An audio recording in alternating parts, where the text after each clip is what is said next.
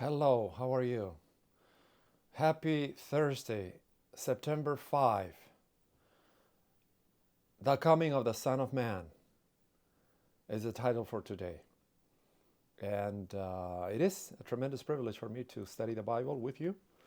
Um, we're following the Sabbath School Quarterly, and we are going to go directly to the Word. And it's found on Mark 13:24. But in those days, after the tribulation, the sun will be darkened, and the moon will not give its light, and the stars of heaven will fall, and the powers in the heavens will be shaken. Then they will see the Son of Man, who's Jesus Christ, coming in the clouds with great power and glory. I want to repeat these last three lines. Then they will see the Son of Man coming in the clouds, with great power and glory. God established the sun. God established the moon and the stars in the 7-day week of creation. And he did it with one purpose, of being the source of light. The source of light. The removal of that light is always in the Bible, in the context of the wrath, punishment, judgment of God, the removal. In Isaiah 13, the darkness accompanies, at least in metaphor, the ruin of Babylon. In Ezekiel 32, darkness refers to the destruction of Egypt. In Mark chapter 15, darkness covers the land for 3 hours during the crucifixion of Jesus. In Isaiah 24 and Joel 2, darkness reflects the prophecy given by Jesus. And in 1 John chapter 1, verse 5, it says that God is light. And when light is taken away, so is the blessing of God taken away. Now, before, during, and after this tribulation, false teachers and liars claiming to be Christ will deceive people with counterfeit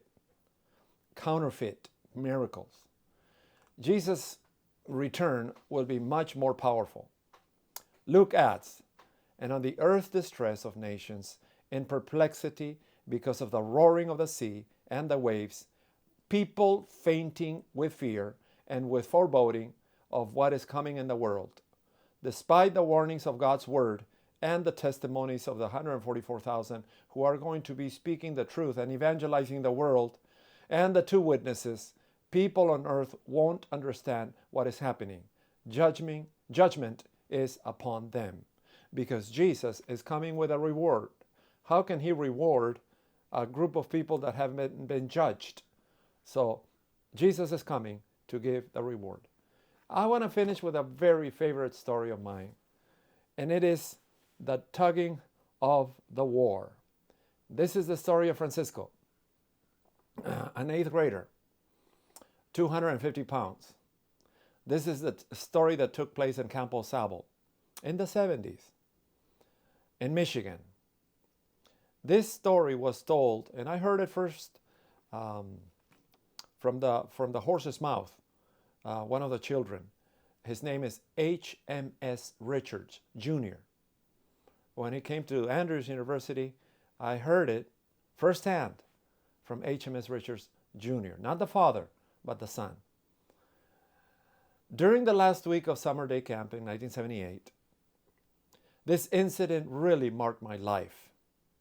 It was a tug-of-war competition between the 7th graders and the 8th graders of Ruth Murdoch Elementary School. Let me ask you a question. Who do you think is going to win between a tug-of-war between 50 kids from 8th grade or 50 kids from the 7th grade? Who do you think is going to win? The 8th graders are stronger. The 8th graders are faster, and they are bigger. They are heavier. They are simply more powerful.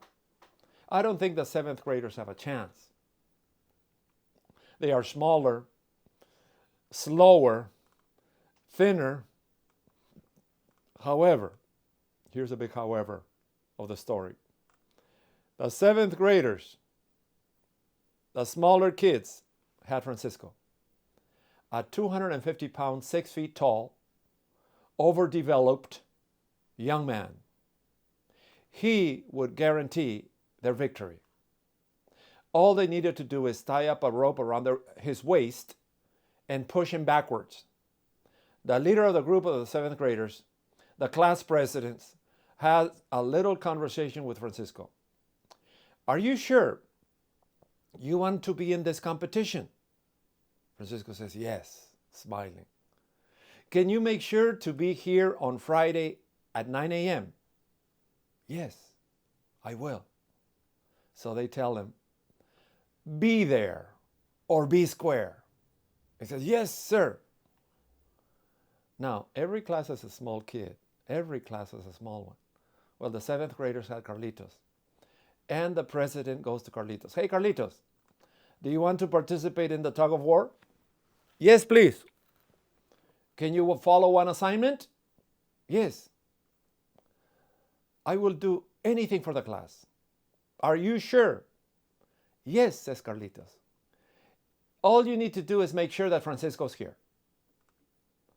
Your only assignment, your only task, the only job you will do for the class is to make sure that Francisco is here. Are you willing to follow your only assignment? Yes, I will. Okay, what is your only assignment? I will make sure Francisco's here at 9 a.m. on Friday. Okay, they say again to him, be there or be square. It's 8:55 a.m. Friday, and all of a sudden, 5 minutes away from competition, the eighth graders line up ready for victory. During the week, they had won almost every competition. They won the soccer game against the seventh graders. They win the football game against the seventh graders. They win the canoe competition all the way to Campo Sable in the river.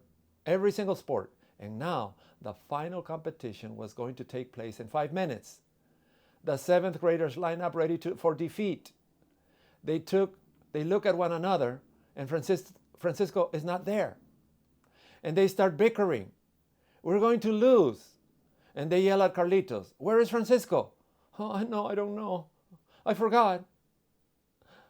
The whistle blows. The bleachers cheer. A roaring applause is heard on the entire campus. The cheering people are rooting for the eighth graders. The little flag in between starts going towards the eighth graders. The seventh graders are yelling at each other. They're fighting at each other.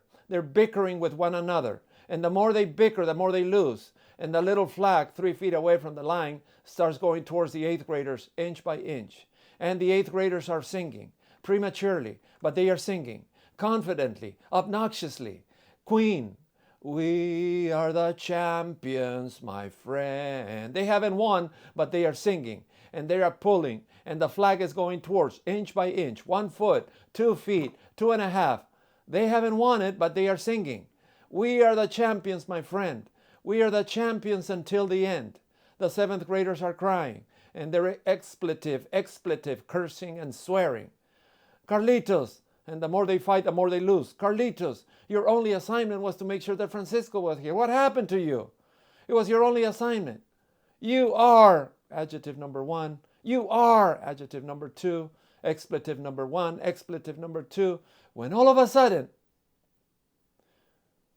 behind the bushes, 3 words are heard. A familiar voice. 3 little words. I am coming. I am coming. Who do you think it was? They looked at each other and they start pulling harder because they know that voice is from Francisco. He's coming. He's running out of the bushes. You can imagine a 250, 13-year-old, slow motion. He's running, slow motion. I don't know what he would do I didn't know what he went to do, but behind the bushes, probably nature called him. He was running out. I don't know, but he has 3 words. I am coming. I am coming. The 3 most powerful words for the 7th graders. I am coming. And as he screamed louder, I am coming, the more the 7th graders got excited. And they started pulling. And the flag that was on the other side started going towards the 7th graders. 1 foot on the side of the 7th grader. 2 feet on the side of the 7th graders. And when Francisco arrived, he grabs the rope and he takes it all the way to the other side of the road.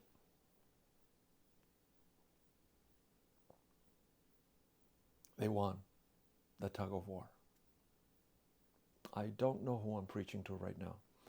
I don't know who's watching this. I don't know if anyone is watching, but I do know something. Jesus has the same promise in Luke chapter 14. I am coming. I am coming soon.